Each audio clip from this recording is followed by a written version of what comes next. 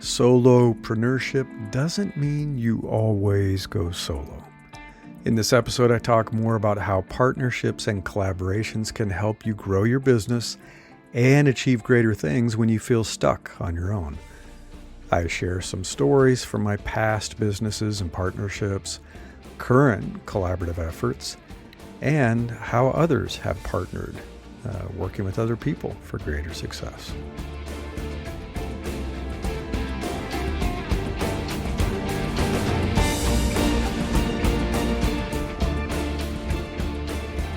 I'm Larry Cornett, and this is Invincible Solopreneurs. I am a big fan of solopreneurship, but I think there are some misconceptions about what that means.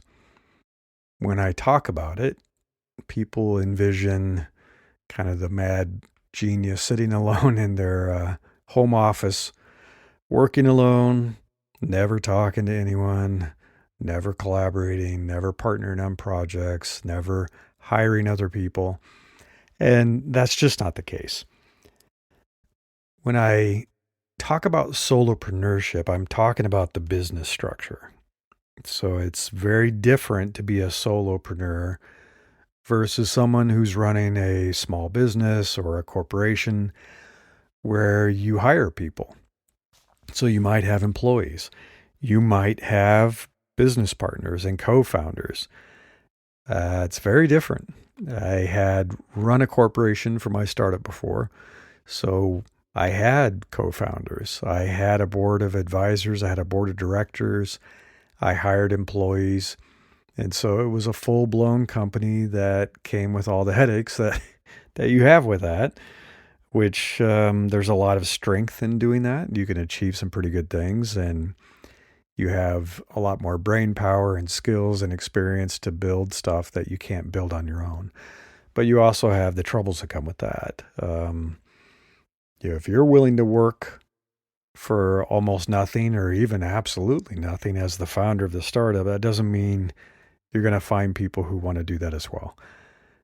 You may find that some of the people that want to co-found it with you want some sort of an income from it. And if you hire people as employees, well, they're definitely going to want a paycheck. So that's very different and not so fun if the company's not making enough money to continue doing that.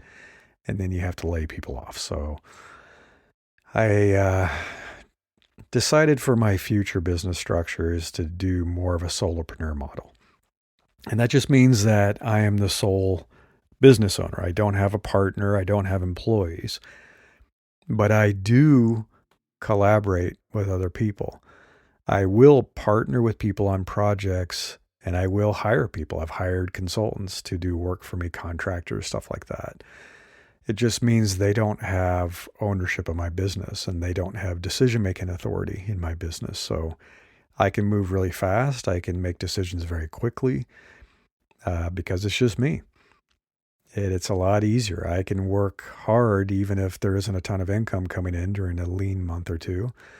I keep working. I don't say, "Hey, I'm not gonna work, Larry. You're not paying me enough." I mean, it's your business, so you just keep working. And you get as much out of the business as you put into it. So if you want to work really hard and hustle and do everything you need to do to drive more sales and market yourself, well, great. That means you can have more income coming in. And if you want to take it easy and dial things back, some people do this as a semi-retirement business. So it can be pretty low stress. It's really up to you. But I have, in many cases, worked with other people. So my first business way back right around the dot-com boom, that's when I'd already left Apple. I joined a startup. We got acquired. We got spun out. I've shared this story before. And so I started my very first business. It was a solopreneur business. It was a design agency of one. It was me. I was a designer who provided design services mostly to startups, sometimes larger companies. So it was just me, but I partnered with a lot of other people. So I had partnered, I think I've mentioned my friend Anka before. She's an extremely talented designer, met her at Apple. She's really the one to help bring me over to the startup that I joined. So we've been friends for a very long time, and she's still doing design agency work, consulting work. But we partnered for many years on several types of projects. And it works really well when it's a harmonious partnership where you complement each other's skills. So that's why I often recommend this for people. So even though we were both designers, we were different types of designers and we're different types of personalities. So I'm more of a interaction designer. My background is in human computer interaction. I have a PhD in psychology. So I come at it from that approach. So I would do interaction design, layout, simple layouts, flows, and I was the person who built prototypes. So I was more technical, and so I built a lot of prototypes that we could use for testing and to demo and show for sales and all kinds of stuff, right? Anka is a much more talented visual designer. She's done software visual design, and she's also done hardware design. So she comes from a very strong design background, more of a visual design background, way more artistic than I am, and also incredibly creative. Anka's mind works in really interesting and creative ways. So she would come up with really innovative, wild stuff.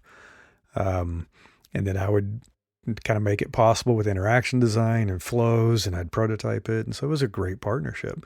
And she had a really good network too. So she would find a lot of business. I was pretty new. I mean, Apple was my second design job and my first job as a full-time kind of grown-up after I got my degree. So it was a wonderful partnership. It worked really well. But we each had our own businesses. So I had my own business, Mindspan Design, and she had her own business, Ruby Slippers Design. And we ran them independently. We managed our profit and loss independently, our tax returns, all that stuff, right? So it was a working collaborative partnership, but on a business one. So I didn't have an interest in her business. She didn't have ownership of my business. It worked really well. And I also partnered with other people. So I've mentioned some of the talented engineers I worked with at the time. Yeah, Peter Nicklin, great guy, super talented. And many other engineers that they would have a project that they would take on with a new client, and they'd be doing the engineering support. And they'd reach out to me or to Anka, and they'd say, hey, I need a designer for this project. And I really told them we should hire you. So they'd bring me onto a project, and vice versa. We would have a project where it's like, we really need a great front-end engineer who can make the magic happen. And so we'd recommend that they would hire Peter. So we partnered. But Peter had his own business, I think called SoftFrame, if I remember right. So Peter had his own business. I had my own business. Anka had her own business. But we partnered. We partnered on projects, and sometimes it would last several months, sometimes even years, and collaborated. So it worked really, really well. And then my second business that I've talked about was a consulting practice that I launched right when I left Yahoo in 2010. So this is when I left my last corporate job. Didn't realize I was leaving the corporate world forever. I ended up discovering, wow, I'm not going back. So yeah, this was a consulting practice. I did a lot of product and design strategy. I would be an acting head of design or an acting head of product or a CPO for a startup. Provide business advisory services, you name it. So again, it was a solopreneur business. I was the one and only owner and employee, but I often collaborated and partnered with other people, with other consultants, and would bring on people that I knew if a project needed more help. And then people would bring me on. So they'd say, hey, I've got this thing going on. I really could use your help over here. And they would bring me on to expand their capabilities, right? I also leveraged various platforms to promote myself and to land new business. So I had done consulting through GigaOM, did some advisory expert work through GLG, Coleman Research Group, Ralston Research, you name it. bring me on for a very quick project. I'd meet like with a private equity firm and give them advice for an afternoon, or I'd go speak at an event, you name it. So in each of these cases, I was partnering loosely with someone else. I wasn't joining their business. I wasn't an employee of their business. They didn't join my business. It was a collaborative effort. So even though I was a solopreneur, I wasn't working alone. Sometimes I would, sometimes I wouldn't. Sometimes I'd partner. Sometimes I would embed myself within a company and work with them for over a year. So when you're like an acting, CPO or head of design or whatever it might be, you become essentially kind of part of the team. So even though I was officially a consultant, not an employee, I felt very much like part of the team. So it wasn't lonely. It wasn't me sitting by myself in an office somewhere doing all this work. So even though I was a solopreneur, I was not solo. I was working with other people. And then my current practice, which is my coaching practice, I've been running for, let me think now, over 9 years. Yeah, not quite 10 years. And it is a solopreneur business as well. So I am the only owner of the business. I don't have employees. I don't have official business partners. I don't have a co-founder. It's my business. But I have partnered with a lot of people over the years. So you probably heard me partnering with Trip Odell and Anna Codina. We had a podcast that we worked on together, Brave New Workforce, and did that for a while. I still partner with Anna. So Anna, who's going to be on a live stream with me later this week, has partnered with me on a lot of the Invincible Solopreneur podcasting, video stuff, marketing. So we loosely collaborate, we partner, but she has her own business. She's independent. She's a solopreneur as well. And I maintain my own business, but we work together. And it makes a lot of sense. And they're great people. That's what makes this fun. So that is the cool thing about running your own business. And especially if you do it as a solopreneur. So I am sure if you have been an employee or currently an employee, there have probably been bosses you weren't so crazy about, and there's nothing you could do about it. You can't fire your boss. There have been coworkers you're not so crazy about, and you sometimes feel forced to work with them, and you can't fire your coworkers. To some extent, you try to choose, and I do this under my career consulting. You try to choose who your boss is going to be, your coworkers, by being very careful about the companies you choose as an employment opportunity. So you want to know who you're going to work for and who you're going to work with. But it can change, right? It can change. I've experienced that. I'm sure you have. Reorgs change who your partners are. Your boss comes and goes. You get a new boss, and it may be great. It may be terrible. And I've had that happen. I've had new bosses who are like, okay, great. This person's amazing. I've had new bosses who are like, oh, this is not good. I'm going to have to leave this company. And when you run your own company with employees or you have a partner, it's not easy to swap those people out. It's messy, right? Dissolving a partnership in a business is messy. It's ugly. It's as bad as a divorce. I've heard people say it's worse than a divorce. There's all kinds of nightmare stories about startup co-founders who've ended up hating each other and ripped the business apart. And if you have employees, you can't just say, okay, just don't come in on Monday. No, you have to formally fire them, lay them off, and make sure you're doing it for the right reasons and you've documented everything so you don't have to face a lawsuit and you feel bad about it. Yeah, it's pretty terrible. As a solopreneur, people come and go very quickly. So you can say, hey, let's work on this project. And if it goes well, maybe you plan a future project if it makes sense. If it doesn't go so well, no harm, no foul. You kind of walk away and say, yeah, that didn't work out very well. Still like you, you're a friend, but let's not work on a project again. That didn't work out so well. Because that's kind of the nature of entrepreneurs and solopreneurs. We have strong personalities. We're very driven. We're very type A. We're control freaks. It's hard. It's hard to partner sometimes, and sometimes it works, sometimes it doesn't. I've also partnered with folks like Tim Yo. Tim and I created a course together. It was a live workshop that we did, and we still meet every month or two. Good friend of mine who's down in Australia. Design background, introvert, independent consultant, right? He has his own business. So he's a solopreneur too. And so we kind of flow in and out of each other's lives. We stay friends. We're always talking and communicating, but we may or may not on any given occasion be working together on a project. Super flexible, super flexible.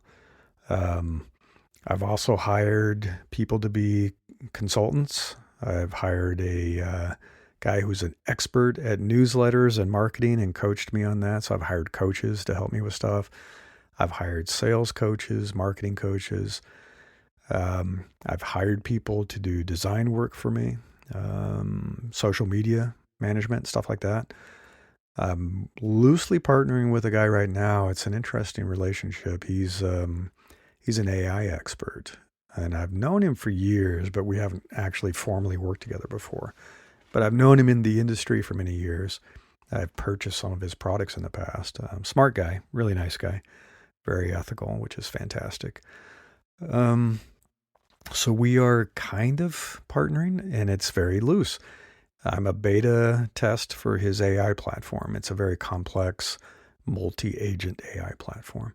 So I don't have any investment in his business. He's not in my business, but he told me about it. It sounded really interesting. And so he is building what I will call an AI companion for the book that I've been writing. So I have a book that I've written over the past couple of years. I'm currently editing the book. I didn't realize how much longer of a process that is than writing. Still need to get a cover designed, all that good stuff. But you most often want to create a workbook that goes along with your book if it's something that's trying to help people create change in their lives. So in this case, I am trying to help people live what I call a more empowered, invincible life. And that is being more empowered in your career, your business, your personal life, your relationships, everything, including your health and wellness, your confidence, public speaking abilities, you name it. Just trying to level up in life.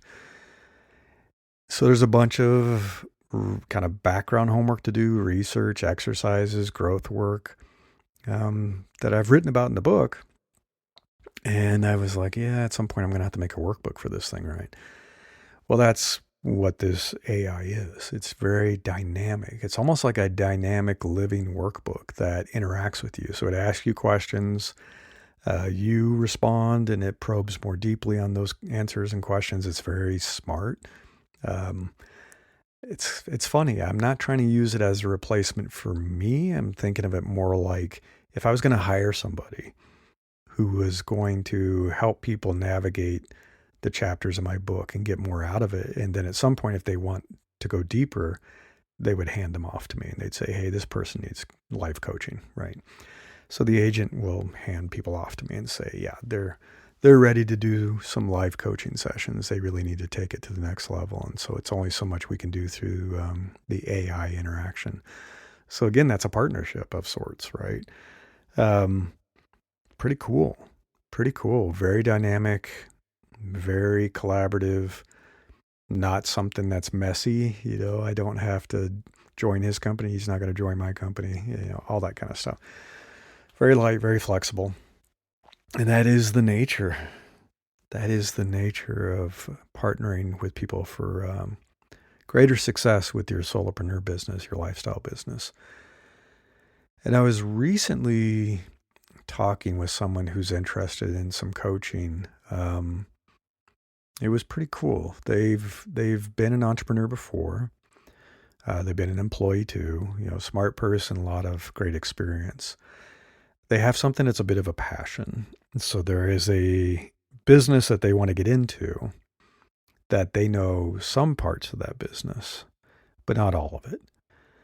And we talked about this. They feel like they don't have the sufficient skills and experience to provide the end-to-end support that is required for this business to take it all the way through. So they're trying to figure out what to do about that. One is they could learn how to do that stuff. They could spend, in this case, it would probably be years learning how to do those parts of the business. And that'd be unpaid. You'd have to be making money some other way. They could hire somebody. They could hire an expert, and they've done that before. But they mentioned that's pretty expensive, and it is. It gets really pricey to do that, especially if it's going to be a long-term kind of engagement. So the thing that I suggested was that you have expertise in certain areas.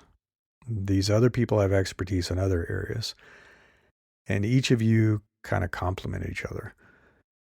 Where you feel like you don't know how to do something, that's exactly what they do. And where they are probably struggling with certain aspects of their business because they're more focused on the production side, they need your expertise. So that is where there can be mutual benefit. Where it takes a little bit of networking. You got to get to know people in your specific industry, in perhaps your geography, in this case. And you get to know each other. And if nothing else, you've expanded your network. You've met good people. You're making friends. It's just increasing just the power of your network and diversity of your network.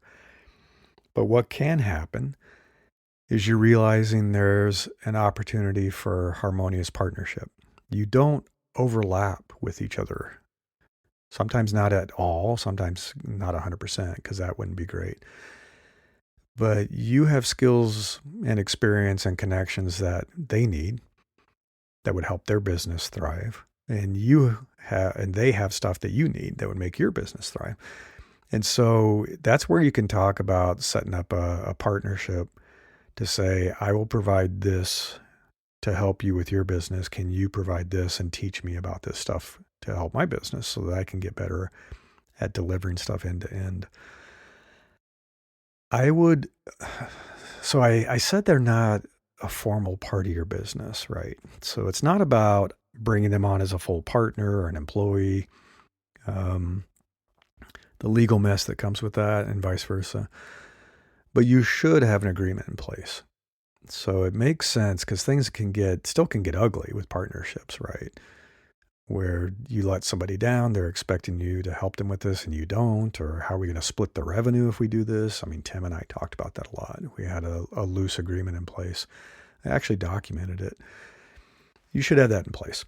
So I would argue that you need to have a legal agreement, and you can work with a lawyer to do this. You can find some stuff off the shelf like at Rocket Lawyer for partnership agreements and things like that.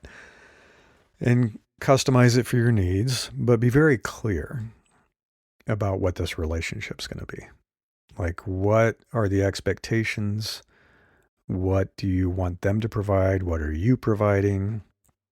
What is the outcome? So that you know that you've had success with it. How are you going to share, the revenue that you're generating through this partnership? What are you going to do about the customers that overlap in the partnership? How are you going to resolve conflict? So that's an important one. A lot of contracts have mediation clauses. So it's like, yeah, let's mediate this first. Let's not just immediately jump into a lawsuit. So have that stuff in place. And there will be, even in the best of cases, there's going to be disagreements. And they're like, hey, we need to navigate this. We need someone to help us mediate this decision where we disagree about something, and how you're going to dissolve the partnership.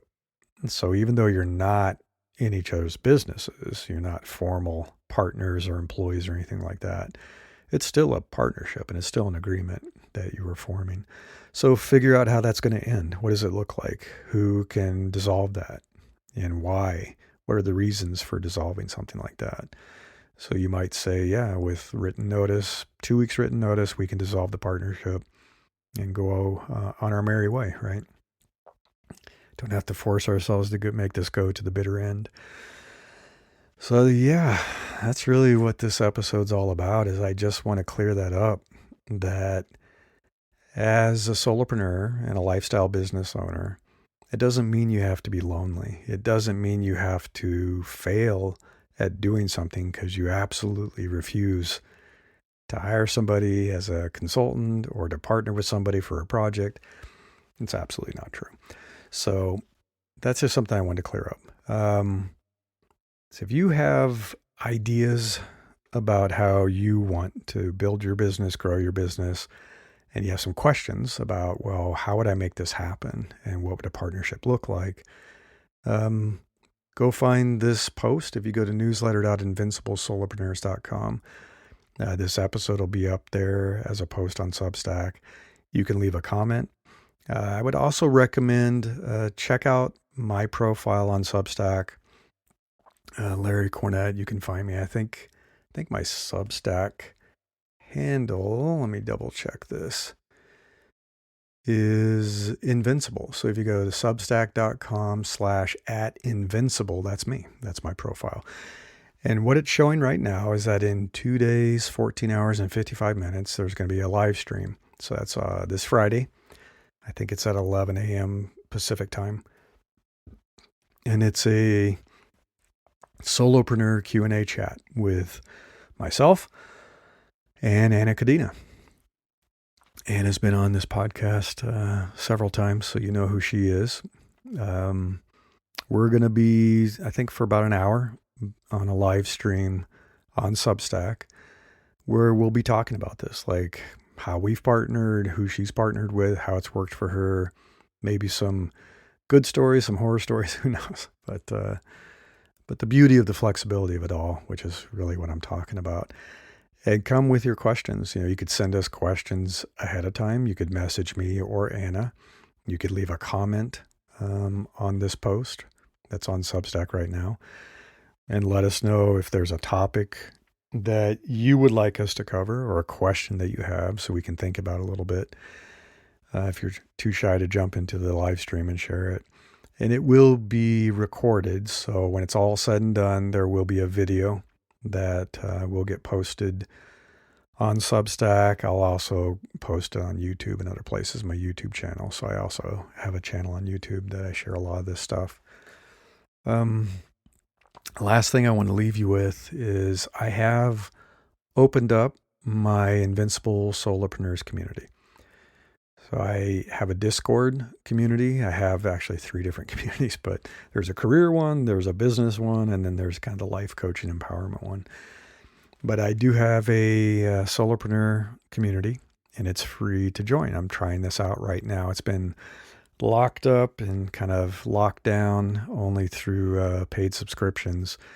But I want to open it up and get more engagement, more diversity of people in there, and more conversations. And there'll still be a premium kind of upsell. So there are a few private channels that are only for premium subscribers to my newsletter. If you go to newsletter.invinciblesolopreneurs.com, there's a way to do that. And we do have a live monthly call. So it's a live coaching call. I use Zoom for that. And people show up and we talk about a topic of the month, but we can also just dive into questions that people have. So that's another benefit for premium subscribers. But if you want to kick the tires on it, try it out for free, you can go and apply. And I review those applications, make sure that, I'm bringing in people that I think are going to be really good for the community. They're going to be supportive, kind, provide advice, feedback, encourage each other.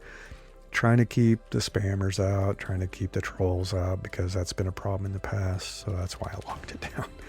But I'm going to try again and use this application process to try to weed out a few folks and just be pretty strict about the behavior in the community. We just really want people who are going to be good for each other and help each other grow our businesses. So that's it. I hope you can join us on the live stream this Friday. It'd be great to see you there. Until next time, I wish you the best of luck with building the business of your dreams.